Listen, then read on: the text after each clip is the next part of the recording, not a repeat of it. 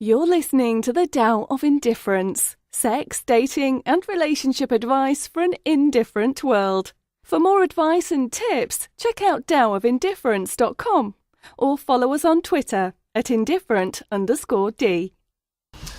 Hello listeners and welcome to the Tao of Indifference. This is episode 19 and the topic of the episode is how to win 2015. I am joined, as always, as of the last couple episodes, by my brother Delaney. Delaney, what is up? You know, same old, same old. How are you? How is it the same old, same old? It's the beginning of a new year. Yeah. New beginnings. New year. New year, new beginnings. Yeah. I'm, of course, Indifferent D, or Demetrius, as my mother named me. And before we get into the topic, we are going to answer some dating questions from Reddit. And I found some really good ones, if I do say so myself. So, let's start with the first one. I'm a 23-year-old male who hooked up with a cute girl who is 21 on New Year's Eve. She gave me her number. Need advice on how to ask her out. This question comes from Mixties Please. Great name. Alright, I'm going to read the question. I met a girl at my friend's New Year's Eve party and we hit it off right away. I was totally into her sense of humor and personality and was definitely attracted to her. It seemed like she was genuinely interested in me too. She was laughing at my jokes and asking me tons of questions about myself, etc. So after a night of talking it up, getting the go-ahead from her friends and mine, and putting down a good amount of liquid courage, I said, fuck it, excuse my language, and went in for the kiss when 2015 hit. She obliged and kissed me back, even when I went in for a second quick peck, drunk logic. After the usual New Year's protocol, hugging everyone, taking pictures, etc., I went back to where she was in the house. There wasn't really anyone around us, so I took her by the hand and into the spare bedroom, nice, where we proceeded to make out. I know I'm not like Titanic Leo DiCaprio status when it comes to kissing, but I've been told multiple times that I'm a good kisser, even in a drunk state. I think I'm going to skip over this part. He just talks about how good he is at making out with people. Oh, okay. Skip. Unfortunately, we had to cut it short, but before we left the room, she gave me her number. When we rejoined the party, we kind of kept our distance, but only because we didn't want to make our hookup too obvious. After another hour or so, it's time for us to head to our separate ways. So we said our goodbyes and left. New Year's Day, we sent a few texts back and forth, nothing too exciting. A lot of, what are you up to, and were you too hungover, kind of stuff. I'm not head over heels for this girl, but I thought she was cool, and I'd like to see what happens if we went on a date. I know the attraction is there, but I don't know if the New Year setting is all I really had going for me. I'm going to skip the last part because he basically just says he needs advice. Okay, so how would you handle this situation? I have actually been in this situation before. Have you ever been in this situation before? On New Year's Eve / day specifically? No. Alright. No. So you're getting skipped. I don't think I'm Alright, so in my experience, because this happened to me years ago, I was around that same, it's like the same age and everything. What I did was texted the girl and said I had a really great time, with you, meeting you, making out with you, etc. I'd love to hang out if you're interested. It's asking someone out is asking someone out. It's not just because it's the New Year's doesn't mean that he has to do something different. So what I'm actually going to give him advice on is the situation. And Mr. McSteez, please, I'm just going to warn you that the chances are very likely that she is not that into you. And it was just sort of a New Year's, like, we all got drunk and made I've been in that situation. I've been in that situation a lot more. Not on New Year's, though. Yeah, so that's my advice to him. But, I hope he has he started off the new year very well. Yeah, I guess his concern was asking her out over text versus call. Call? Sure. Text? Why not? Mm-hmm. Yeah, what do you think? I'm on a similar page. Yeah. I think I think you should go for it, but I feel like it probably was just the New Year's, and why not? Like, people will kiss complete strangers on New Year's, because it's midnight. So I don't think it was that. I mean, if it was on Valentine's Day, that'd be like, oh yeah, definitely ask her out. Should hang out with her. All right, next question. That was a good one. And I hope that guy has a great new year. He's winning so far. The title is My Current Girlfriend is Quite Controlling, ... and There's Another Girl. By Heretic 500. Alright. I've been dating this girl, we'll call her Goldie, since sophomore year of high school. She seemed to be a sweet, smart girl, but as we finished school, she became different. Goldie would constantly tell me how to act, what to wear, etc. Goldie's behavior became more and more violent. By the way, if you're listening, we don't actually pre-read these questions too deeply because we love when this sort of thing happens. We're like, wow, this took a turn. So this just took a turn. Anyway, I'll resume. She would prevent me from seeing my friends, pursuing my hobbies, hell, even going to the gym. She became a control freak, would constantly harass me, break my cabinets, rummage my guitars. I'm assuming there was an etc. that was supposed to go on there. Goldie would always take care of me, however. She would shower me with presents, feed me while I'm at work, make sure I keep up with my studies. The sex is amazing. This girl does everything. Blowjobs, anal, you name it. I talked to Goldie about her abusiveness and she sought therapy. Things would be better, right? Wow, this took a turn. What? I love this question. Oh man, we lived together in school while we were at school, and that's when shit got real. I spent a day with my gay roommate to get some cupcakes. She was furious. The texts every 5 minutes, repeated phone calls, threats of kicking me out of our apartment. I immediately head home to see all of my clothing and luggage tossed out the window in the alley. Wow. That was it. I'm leaving her. I decided to live at Goldie's church mission home for the time being, and that's when I met JoJo. I'm assuming JoJo's the other woman. JoJo understood my situation very well, and we hit it off immediately. Things escalate, and suddenly me and JoJo become very intimate.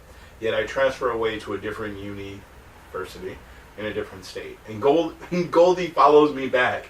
My parents love Goldie. They don't believe she's crazy. My friends don't believe me. Her friends obviously don't believe me. What do? I try leaving her. She threatens me with not safe for work photos of me. I'm assuming to distribute to people. Threatens to get me expelled from uni. I'm stuck with Goldie. JoJo still messages me. Wishes to fly over and visit. Constantly FaceTimes me. Wow. Whoa. Goldie is 20 and JoJo is 21, by the way. Two dogs. That sounds like two dog names. Goldie and... Yeah, I thought they were like fish. Oh, man. Or pimps. I don't know. Yeah, they're both like pimp names. It's like Goldie and JoJo Dancer. This is your life. It's a Richard Pryor movie. Anyway, oh god, the comments on Reddit are terrible. One guy says the grass always looks greener on the other side. No. She's a psychopath. The grass always does look greener when the grass that you're currently sitting on is crazy town. First of all, I don't even... Who justifies that kind of behavior? Oh gosh, that's so bad. All right, for one, that comment is from Goldie. That's it's Goldie like with a burner name. Like yeah, grass is always greener. You're gonna miss out on a lot of Goldie crazy. All right, for one, you need to break up with this girl, and you need to get an order of protection. It's past the point where it's like, oh, this is a girlfriend who's like really obsessed and is gonna be hurt. She's abusive. She's physically abusive. You need to take out an order of protection, and you need to break up with this girl. It does not matter that the sex is amazing. It does not matter that she gives you gifts. That is a classic abuser cycle. And if the roles were reversed and you were a girl, I'm assuming this is a guy. If you were a girl and this was a guy, everyone would advise you to break up with that guy because he's abusive and he is stuck in an abusive cycle and he's crazy. He's stalking you. I'm not saying that you need to get with JoJo. In fact, you might not want to be with anyone right now, but you definitely cannot be with Goldie, as it were. Your thoughts? My thoughts are... Grass is greener, man. You never know. That, yeah, you should run. Like, run. Yeah, get an order of protection. Save everything. So if anything does happen to you, you have proof. You need to take it to court. Like, she doesn't seem like this is her limit. Like, I'm pretty sure she is capable of doing a lot more than breaking cabinets and breaking guitars. I'm pretty sure she could break you or... Yeah, she sounds terrifying. Yeah. No, she's scary. Kind of hot, though. No, I'm kidding. All right, last one. I like that. So we started it with a guy just met a girl. Yeah. Now we're mid-relationship, and finally we're at the end of an unrelated relationship. Girlfriend of 3 years and I broke up. From Notorious VO. Okay. You know, I think next time we're going to answer questions based solely on how good someone's username is and not necessarily the content of the question. I'm 21, about to be 22-year-old young man. I had no clue being in a long-term relationship would be so damaging at this age. Oof. Anyhow, I really don't know where to start in the dating world that I just got thrown into. I haven't talked to any girls or anything for about a month or two. I'm getting really lonely. I'm so out of it. I feel corny when I flirt. I feel like I never say the right thing. I don't know when to pull the trigger. I feel like I'm never going to find anyone who wants to date me, nonetheless sleep with me. I feel like I'm too old-fashioned. I prefer to become friends with someone before I start dating them or sleeping with them. I usually keep it to one girl at a time. I feel like this isn't going to bring me any success. I have no problem with being myself, but so far, myself isn't working. Have any advice? I love it. All right, this guy has a problem that I can actually talk to and speak to that isn't absolutely just insane. For starters, I'm going to work backwards. Mm-hmm.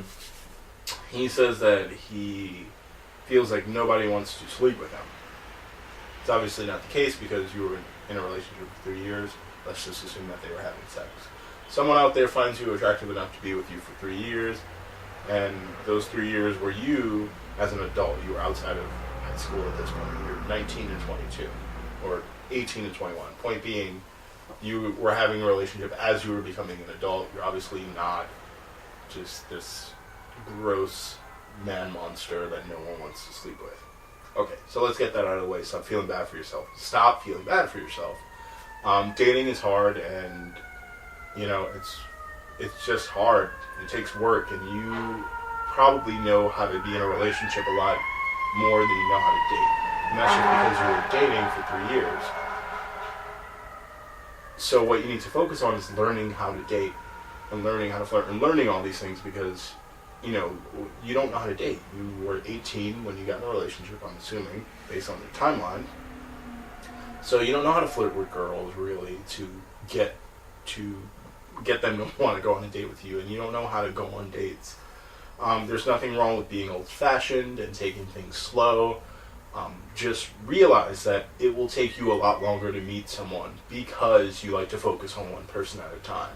There's nothing wrong with it per se, but if it takes you a month to figure out if you like someone or not, and you only date one person at a time, and it takes you 10 people to meet someone that you want to go date for longer than 1 month, you're looking at a full year of being single. Mm-hmm. And there's nothing wrong with that. There's nothing wrong with being single. You just need to learn to accept that you are single, and it's going to take time to meet someone the way you want to meet them. Doesn't sound like there's anything wrong with you. In fact, it sounds like you are trying to work on your dating situation, and, you know, I wish you the best of luck because it's not going to be easy, and it won't fall out of the sky. That's it. I'm done. What do you think? Do you want to add anything to it? Do I want to add anything to it? Absolutely. Do you contradict anything I said? I don't disagree with you. I would say there's something very similar. You know, it takes time, and also don't rush it. You know, it's like if you are old-fashioned, if you want to meet the right one, because that's what old-fashioned I think means is like you're not looking just to go from a relationship to meeting 15 women. It's like maybe you're just looking for the right one, and that never happens quickly. I believe. Like, I believe it takes time, and it takes a lot of wrong turns and wrong people to realize that that's not what I wanted. This is what I want. So wrong turns and wrong people. Wrong turns and wrong people. I like that. We should make sure you write that down after this. All right. So that is all we're going to answer from Reddit. Thank you, Reddit. Thank you, that guy with the crazy girlfriend. God bless you, Goldie. All right. So we're going to move on to the topic for today, and that topic is and I literally haven't even pushed publish yet. Let's do that right now. Yeah, it's so fresh that I'm recording this. Literally, I'm literally clicking publish. No. Figuratively. All right, I just pushed publish on this article / post. I don't know if I should call it an article. Is it an article? Did I research? I did research. So it is How to Win 2015. I'm not going to read it to you because you guys have eyes. I hope. Oh my God! Imagine if you didn't have eyes. Not blind, but like literally no eyeballs. Ouch. Yeah. Well, you can listen to the podcast. So, How to Win 2015. How do you feel about 2014? Do you think that you won? Do you think you won 2014? I would say if me in 2014 had a fist fight, I think I got most of the rounds. Okay, all right. So if it was a boxing match, you won 10 of the 12? Yeah, 10 of the 12 rounds. 10 of the 12. That's how you win a championship match. About. I like to think so too. I think that there was some stuff that was, wasn't the best, but I won the majority of the rounds if it was a 12-round fight. So, I hope if you're listening that you feel like you had a good 2014, but it's possible you didn't. Not everyone has a good year. It's happened. I've had bad years, but I try to make every year a really good year. So I want to tell you all how to win, quote unquote, win 2015. Now, I just want to say that the new year isn't New Year's Eve and New Year's Day, and the new year is just a symbol. We all refer to it like this life-changing event, and people say new year, new me, like they're just suddenly a completely different person, and that's just not how things work. People are like buildings, and every year they're laying more foundation down to build upward. And if a year ago, or 2014, the year was just garbage, you need to maybe gut that floor of your building and rebuild. And just remember that when we talk about the new year, we don't think that it holds any mystical significance. It really is just a good way to mark time. It is the way to mark time, but it's a good way to just say, okay, this is how it was up until this point, and I'm going to actively work to change it. It's not, January 1st isn't a flip of a switch. Mm-hmm. It's just the start of your change and the things you work on. And remember that everything that I mention here isn't, oh, well, I heard you talk about it and now it's fixed. It's all about work. So I just want to get that out of the way. So if winning means something along the lines of more money, more things, this podcast probably won't help you. You could just, skip to one of the older episodes. Oh. If winning for you is more about your relationships with people, how you feel about yourself, your dating life, this is definitely the one for you. So, let's talk about how to win in the new year by focusing on your love life, your relationships, and eventually your opinion of yourself. So, if you're listening, not if you're reading, if you read my blog and you listen to my podcast, you probably are here primarily for dating advice, and that isn't just limited to if you're single or not, just you like dating. So, here are some things that I covered in 2014 that I think are always going to be applicable, and these are some great ways to work on your dating life. One is to learn to accept rejection. I think I write the most about rejection because it's the thing that people fear the most. And I think a lot of people have this fear of rejection when really you should just accept it because it's inevitable. You're going to get rejected in your life at some point. Every single person has been rejected at some point. And if you notice, a lot of highly successful people that you read about will tout their rejections, like, oh, I was rejected at this point in my life, and look at me now. Like the famous story about Michael Jordan, and, oh, I didn't start in varsity basketball, and then I worked hard, and now look at me. Like that's sort of like their badge of honor is I overcame a rejection, and people should learn to do that as well. And of course, everything I'm talking about, I linked to in the article. Do you remember a rejection of 2014? I have one. A rejection of 2014? Yeah, were you rejected in any way in 2014? Can I get back to you on that? Your life is so great. Fair enough. All right. Another thing to do is to learn how to make yourself more attractive by becoming more confident. And that eventually comes down to your own self-worth, but generally the more confident you are, the more attractive you are, and you can always fake confidence.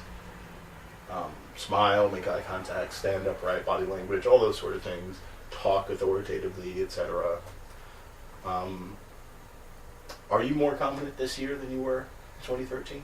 I would say yes, definitely. I think my confidence has gradually built over the past 2 years. So my building metaphor works? Yeah, definitely. Right, alright. It'd be great if you said no. You suck. That's awesome. Alright. Yeah. Another thing is that you might want to realize that you suck at dating and work on it.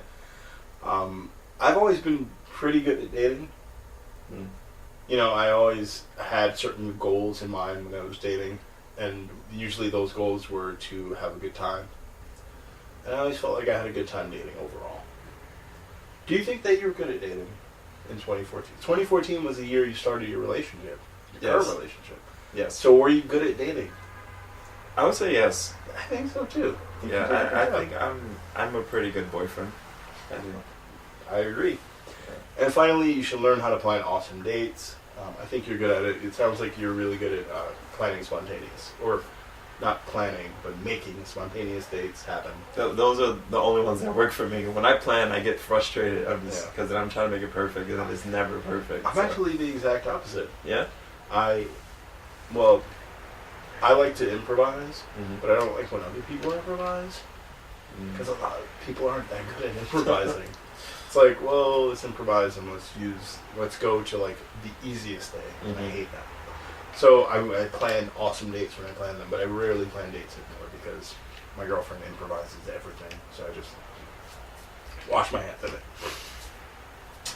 All right, so that's your love life, and there's millions and millions of other things to work on in your love life. But if you focus on those in 2014 or 2015, excuse me, you'll probably have a better year than you did last year. So, next you should work on your relationships. And I don't necessarily mean just your romantic relationships. I think you should also work on your just relationships in general. Like, for example, in 2014, I tried to spend more time with my brother. Look at that. Yeah. Worked out. I tricked you into doing a podcast for free. Well, not really free. I think I'm paying you just hanging out with me. Oh. Getting sandwiches. Yeah, I mean, sandwiches. Sandwiches. That's, sandwiches. But I'm going to focus on romantic relationships because, that's sort of my area.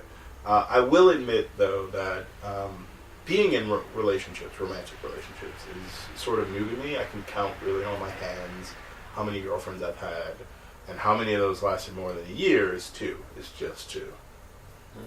And one of them is the one I'm in right now. And the thing that I learned that maybe is the simplest and most, I guess, poignant. I couldn't think of a word that's not poignant.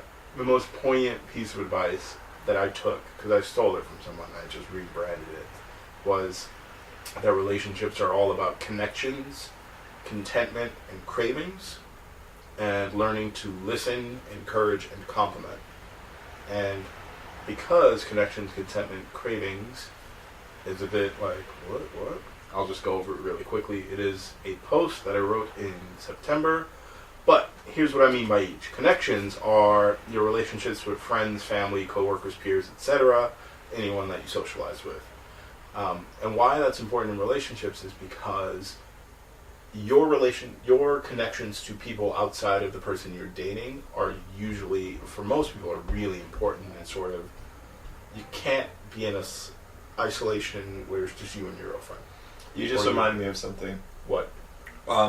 It's a little story. It's a short story. Go for it. Story time. I was at work a week ago, and a girl comes in, and she's like, "Oh, it's my first time coming to your job." I was like, "Yeah, welcome." And she's like, I'm looking for something hearty. What do you suggest? Blah, blah, blah. Conversation over, the customer leaves. And then my coworker was like, oh, you like her?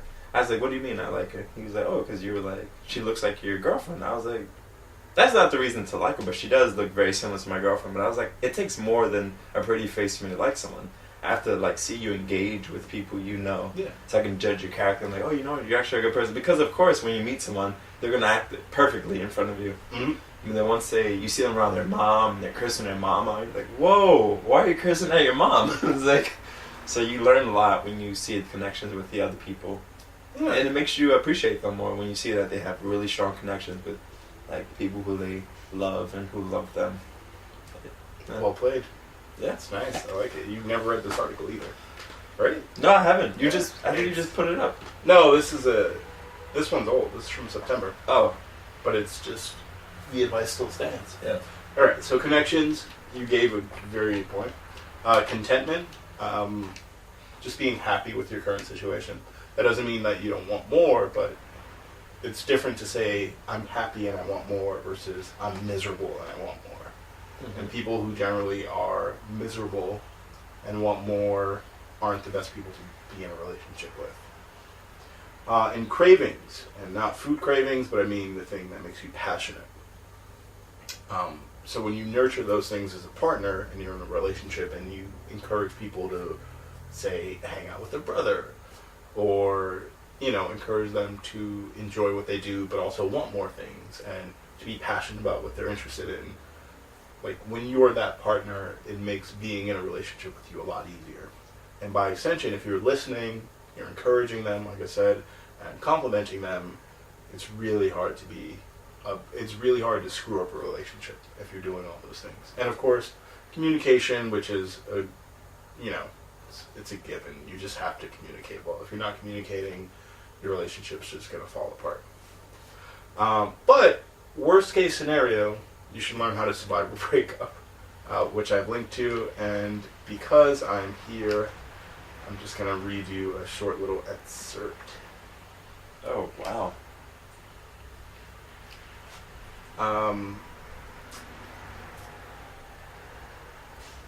So, the biggest takeaway that I want you to take from How to Survive a Breakup is you should listen to the podcast, which I linked to, the Surviving a Breakup episode. But the most important thing to remember is that breakups really should be processed at the time it takes for you to process them. So if your friends are telling you to hurry up and get over someone, it's not exactly the best advice. You should really take as much time as you need and not date and do everything at your own pace. And that's one of the keys to surviving the breakup. There's like 8 more, but... And finally, your opinion of self. I've always believed that your self-esteem is your own. Like, you own it. It's your self-esteem. Yes. Inherently that. Yes. But if you want to work on yourself, I've written a dating survival toolkit, which I think may have been our first episode together, actually. Yes. Yeah. And just remember that it takes a lot of work, and you should learn to be content more than anything. But I'll just read quickly what is in the survival toolkit, which I think I incorrectly linked to. That's weird. I'll make sure I'll fix that. I am typing right now. So, do you think that you have a better opinion of yourself leaving 2014 going into 2015? Yes. And, I guess my tip on how I did it for myself is that I'm overly confident with other people when I talk about myself, but I'm very humble internally. Like, I'll tell people all the time, like, yeah, I'm really smart, or like, I'm the smartest guy you'll ever meet. But I say that because I won't, like, so you're convincing yourself. Exactly. I'm convincing myself that, you know what, when in those moments you're like, man, I'm really stupid, you just remind yourself, like, no, I really am smart. I'm just having a dumb moment, or something like that. Yeah. No, that's good. But not arrogant. Like, I don't go around doing. You don't actually say I'm the smartest person you'll ever meet. No. Yeah. Let's go. I'm really good at my job or something like that. There's nothing wrong with that. You're confident. Yeah. So, your dating survival toolkit. I'm just going to read the tips quickly. Learn to be selfish and also learn when to be selfless. Try to do no harm unless you absolutely need to, i.e. when you reject someone, you do have to harm them, but don't try to harm people. Be indifferent to the world's indifference. There's a saying I just read today, actually, or maybe it was yesterday, that said that it was talking about a guy who died in the wilderness because he took like a bottle, like he took a liter of water and some trail mix, and he died because, you can't survive in the wilderness with that. And it basically says that the mountain is indifferent to you. Mm-hmm. That's it. And people should realize that the mountain is the world, and the world's indifferent to you as an individual. So be okay with that fact and just live life not worrying about if people are worrying about you, because people aren't worried about you, besides like your mom or something. Yeah. You should embrace confusion. Remember that each experience is unique. You should know what you want and realize you can't always get it. Don't let your presumptions hold you back, and learn to be content, as I mentioned. And there you have it. If you work on all those things, if you keep all those things in mind, there's hardly any way that you can lose 2015, barring any really extreme events. So, are you going to work on anything in 2015 to be more successful? Yes. Yes, I am going to work on... Wow, that's not like a... I put you on the spot. Yeah. Would you like to know what I'm going to work on in Yes, 2015? because I know what I'm going to work on. But I think I have to hear yours first. Great. All right. That's fine. That's why you're my co-host, but I'm the host. Yes. What I'm going to work on is listening to people more, because I'm incredibly stubborn when I think I'm right. I'm also going to work on trying to be more patient with people in general. Because I have this impatience when I know what people are going to say. I don't know if that makes any sense to you, but I know how conversations go. I've had so many and I just think about this sort of thing all the time. So whenever I see people, sometimes I'm just like, yes, please, keep going. And I really am just going to try to focus on being in the now. And I hate to sound all like hippie, but focus on being in the now and just try to relax a little more. I have something similar I want to work on, but mine is more of it's two things. Being a little more understanding when I'm not understood, because I get really annoyed when someone doesn't understand what I'm doing or saying. I'm like, why don't you understand me? Or like, when someone doesn't I like that. Someone doesn't believe in me the way I believe in me, especially when they're close. Like, if I'm confident that I can handle this situation without the tools you think I need, then I feel like you should feel the same way about me. Like, you know what? I think Delaney needs a bazooka, but he said he needs a hunting knife. He's good. And then also taking my time when I'm not understood and maybe approaching it differently. So, those are really good. Try to be understanding when you're misunderstood. I like that a lot. That's really good. I gotta write an article. You should. I encourage you to write an article. I would love to have that. All right, that is episode 19. I gotta keep a ticker. All right, outro. Thank you for listening.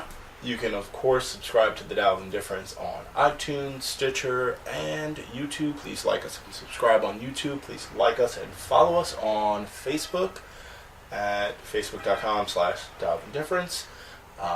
And subscribe to the blog, taoofindifference.com, where I post all my articles that are usually preceded, or, I don't know. The articles come out before the blog. Yes. Yeah. I've run out of words. Sorry, guys. All right. And as always, good luck out there, and I hope you have an amazing 2015 and Happy New Year. Bye. Happy New Year.